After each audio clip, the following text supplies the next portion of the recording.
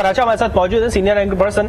शौकत पराचा, एक तो ये है कि इस इजलास को आपने कैसे देखा, दूसरी तरफ ये है कि ये दहशतगर्दी के वाकयात हो क्यों रहे हैं, कहां से हो रहे हैं, अफगानिस्तान की सरजमीन इस्तेमाल होने का भी जिक्र किया, ऑफिशियल तरीके से इस पर कोई बात नहीं हो सकी, आपने किस तरह से देखा इसको? यकीनन इसमें कोई शक नहीं है कि जब पाकिस्तान में पै दर पै ऑपरेशन हुए, राह निजात तो हुआ, फिर ज़रबे अज़्म हुआ, तो जितने टेररिस्ट ग्रुप थे और उनकी तो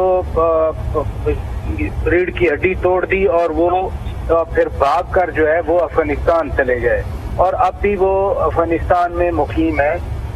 30 के करीब ऐसे ग्रुप आइडेंटिफाई हुए थे जिन्होंने अफगानिस्तान में पनाह लेके रखी है।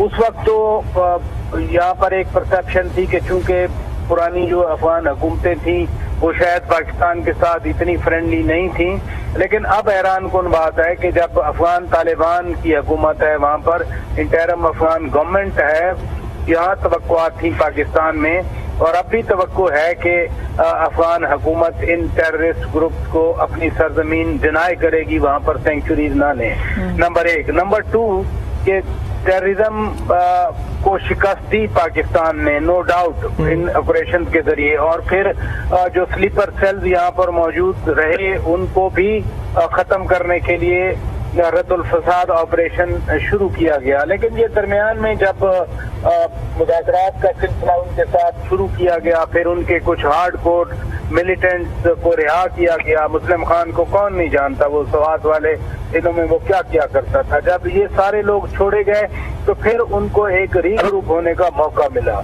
और फिर 9 दिसंबर 2021 को ये सीज फायर खत्म हुआ। उसके बाद फिर वही पुरानी पोजीशन पर सब लोग आ गए, यानी दहशतगर्द भी और उनके खिलाफ ऑपरेशन करने वाले भी। तो ये सारे अवामिल जो थे उस वजह से एक तरह का जो गेम्स थी पाकिस्तान की वॉर अगेंस्ट टेरर में, उनको कॉम्प्रोमाइज कर दिया गया और कॉम्प्रोमाइज करने की वजह से ये हालात देखने पड़ गए। लेकिन ये अच्छी बात है, आज एपेक्स कमेटी का इजलास हो रहा है, पाकिस्तान की जो क़यादत है वो मिल के बैठी है, मिलिट्री और सिविल, और जरूर कोई फैसला करेगी। और वजीर आजम के जो सवालात हैं वो भी जेन्युइन है कि आखिर किसने ये इजाजत दी थी और किसकी वजह से टेररिज्म जो है वो दोबारा सर उठाया पाकिस्तान में और हमें फिर ये 30 जनवरी का वो स्याह दिन देखना पड़ा।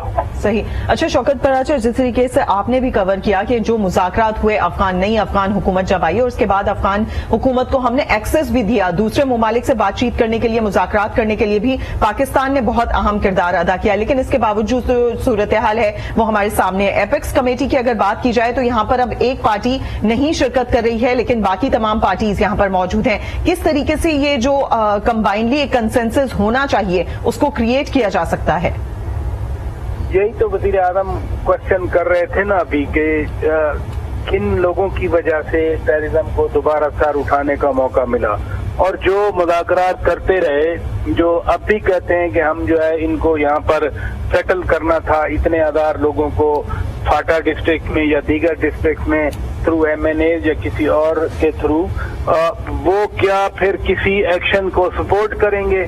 किसी अगर दोबारा ऑपरेशन करना पड़ता है एपेक्स कमेटी का तो इजलास इसी वजह से है कि देखा जाए कि किस तरह से हम कंट्रोल कर सकें सूरत हाल को। एक दूसरी बात यह है कि वो तो अपनी आज अलहदा उन्होंने जुम्मे के बाद कॉल दी हुई है, और मुझे तो सही बात करूं बड़ा खौफ आ रहा है कि मुजाहिरीन के रूप में कौन घुस सकता है, खुदा न खास्ता फिर कोई मुसीबत आन खड़ी हो पाकिस्तान के लिए।